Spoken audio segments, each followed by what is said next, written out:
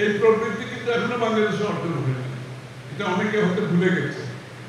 7.06 প্রবৃদ্ধি ছিল আমরা যখন সরকার থেকে চলে যাই, এবং যেই ধারা আমরা স্থাপন করেছিলাম ওই ধারা যদি কাজ যদি এভাবে চলতে থাকতো, বাংলাদেশ আজকে 10% প্রবৃদ্ধি দিচ্ছে।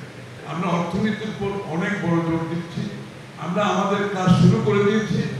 যদি সরকারে আসার সুযোগ হয়, প্রথম দিন থেকে ডে 1 থেকে যাতে আমরা সিদ্ধান্ত দিতে পারি।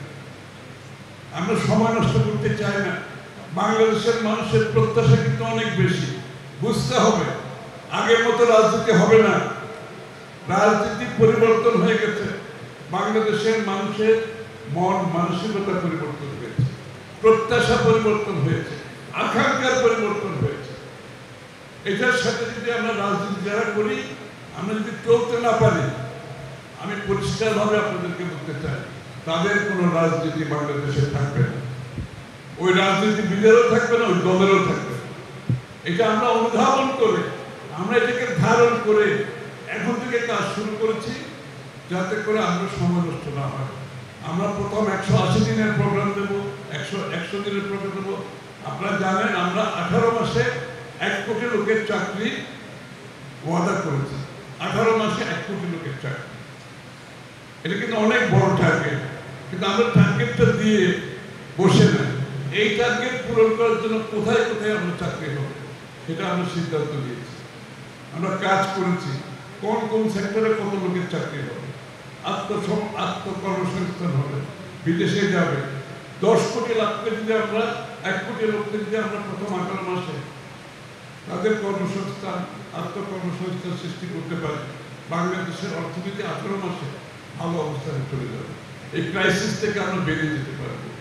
এবং প্রতিটি ক্ষেত্রে আমরা পাওয়ার সেক্টরের ক্ষেত্রে বলে, আপনার স্বাস্থ্য শিক্ষার ক্ষেত্রে বলে, আমরা সিদ্ধান্ত নিয়েছি জিডিপি 5% করে স্বাস্থ্য খাতে, শিক্ষা খাতে আমরা ব্যয় করব। প্রাথমিক চিকিৎসা আমরা নিশ্চিত করতে চাই, প্রাথমিক শিক্ষা নিশ্চিত করতে চাই।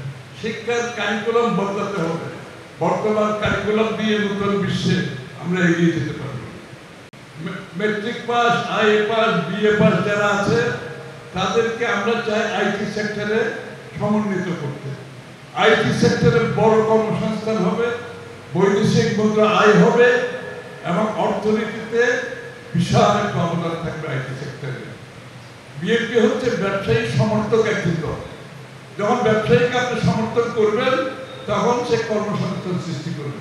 কর্মসংস্থান সৃষ্টি করার ব্যবসায়ী ছাড়া তো আর কেউ নাই, এটা তো বুঝতে হবে।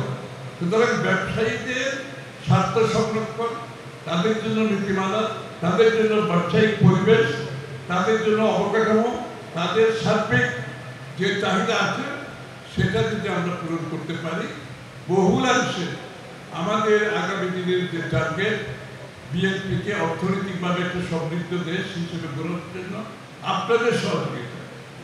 কারণ সরকারের সাথে যদি ব্যবসায়িক সম্পর্ক সংযোগ ঠিক না থাকে, সরকার ফাংশন করতে পারে, সরকার বিচ্ছিন্ন হয়ে পড়ে। এই জন্য আর দেশের সাধারণ মানুষের এই অর্থনীতিতে অংশগ্রহণ করার জন্য দেশের সাধারণ মানুষকে আপনাকে সম্পৃক্ত করতে হবে। শ্রমিক, কৃষক, ব্যবসায়ী প্রত্যেকে সমানভাবে অংশীদার হতে হবে বাংলাদেশের আগামী দিনের উন্নয়নের পথে। আগামী দিনের সরকার হবে ব্যবসায়ী বান্ধব শুধু না, ব্যবসায়ীর সাথে সার্বক্ষণিক সংযোগ রেখে আমরা চলব, অত্যন্ত গুরুত্বপূর্ণ।